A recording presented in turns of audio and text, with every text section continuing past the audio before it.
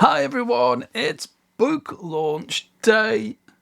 The Local and Regional Economic Development Handbook is now out. You can buy it on Amazon. There's links on the screen for you to follow. I've absolutely loved writing this book. I wanted to create a handbook which really built on my knowledge over the past 32 years of what you need to know to be great at local and regional economic development. What's your starting point? We're going to check out some of the book's contents for the next 10 minutes. It'll give you a real flavour of the content, particularly how it's very practitioner oriented, full of case studies and practical insights that you will find useful. So let's go through the book. So here it is, the handbook that I've written. It's about 540 pages in length.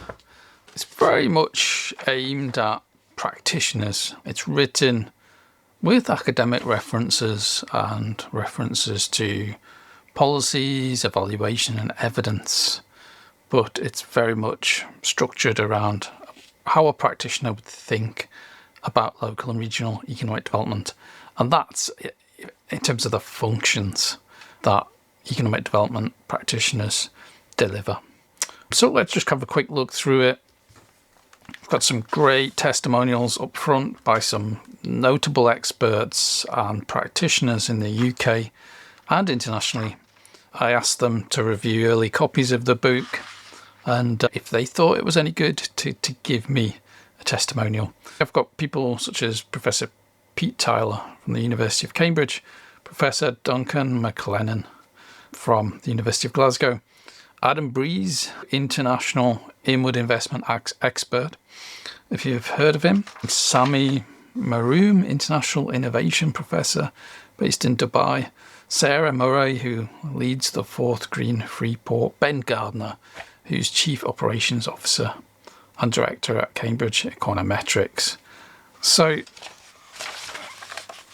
this is the handbook.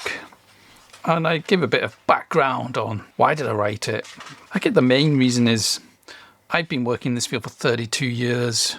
When I first started, it was really rich with people developing their knowledge and skills, people really trying to get to best practice.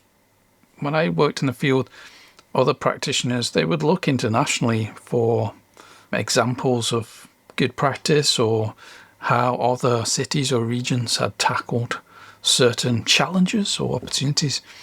It was very much an era of curiosity, and I feel with, especially in the UK over the past 10 years or so, cuts in budgets, cuts in staff and capacities have really cut the ability of staff to invest in their own curiosity and their own professional development, to find time to build more impactful solutions for local and regional economies. So I thought I'd reflect on my experience, my knowledge.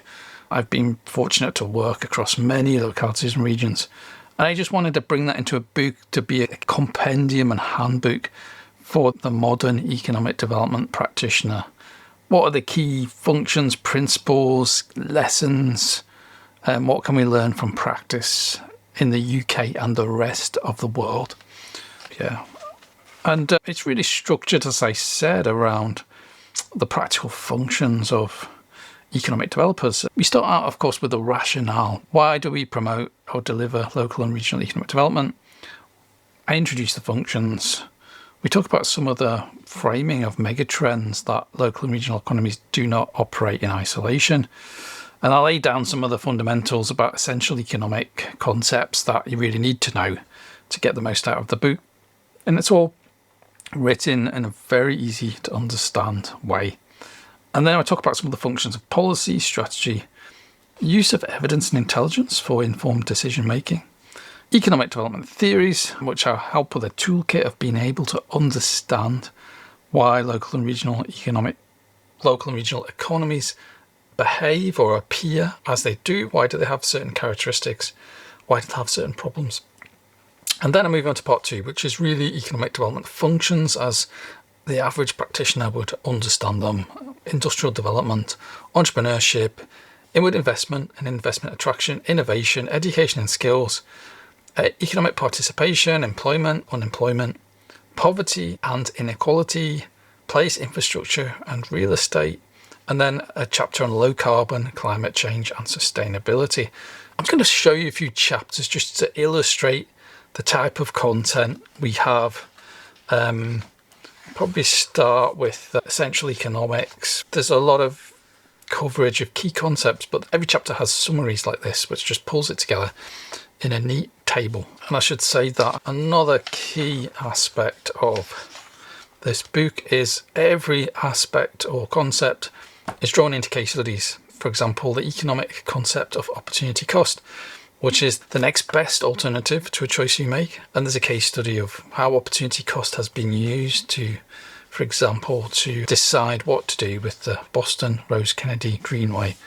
And for example, the use of incentives to stimulate certain economic behaviour activities. A case study, Georgia has used tax credit programs to attract film and television production. So there's a lot of case studies to try and bring to life and illustrate how these concepts are applied in real life. There's a chapter on policy, and again, just to demonstrate, and a lot of it's stripped down in terms of what is the typical policy process that we encounter as economic developers. And again, case studies, how national or regional policies shape how we approach local and regional economic development, or how they enable it, such as in Texas, for example, there's a sales tax precept for economic development purposes. Municipalities in Texas have built workspaces and incubators, for example, for small businesses from this sales tax precept.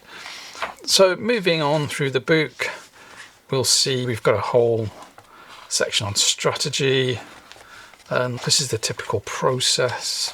This is how it works, what are the typical stages, and what are some of the, I guess, I would call them best practice recommendations, case studies of strategies, what we've learned, some of the common pitfalls of strategies. And then we talk about intelligence, research, how do you commission it, and how do you do it, how do you make it relevant to local and regional economic development. And then I cover economic development theories.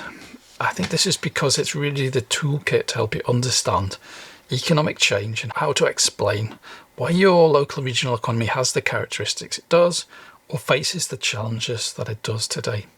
And then it helps you understand what may be some of the responses. And it goes into things like international development, theories and evidence as well.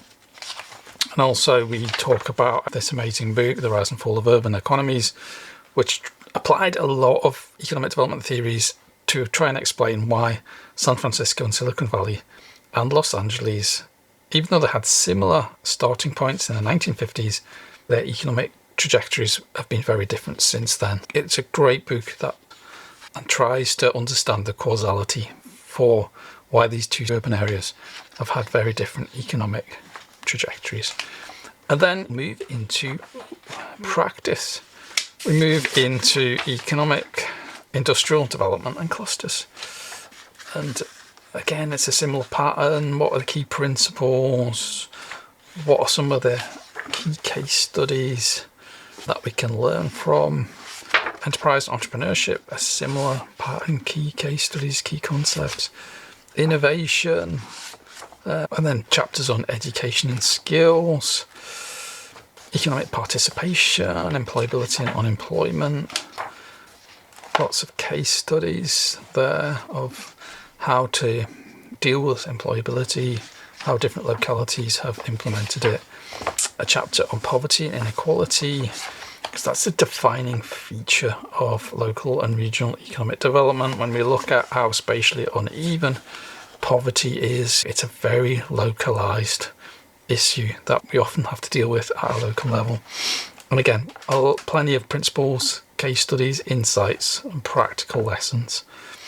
Finally, last two chapters about delivery. There's one on place, infrastructure, and real estate. Again, plenty of case studies, practical examples. And then low carbon, climate change, and sustainability, which really looks at practically how do you deal with it, how do you deliver it, what does a low carbon economy look like, and what are some case studies of delivery and practice. And then we draw together some of the key lessons and principles, and in a summary table, as you'll see, that you can take forward. And there's bonus content as well available for this book, a series of workbooks and an AI assistant based on all the book's content that can be accessed. You can register your copy of the book once you've bought it at www.lredhandbook.com. Once you've registered, you'll get joining instructions to get you access to this bonus content, workbooks and an AI assistant. And also for a 2-month period, you'll have access to 15 hours of video courses based on the content of this book. Thanks for listening. I hope you enjoy the book and hope you find it useful.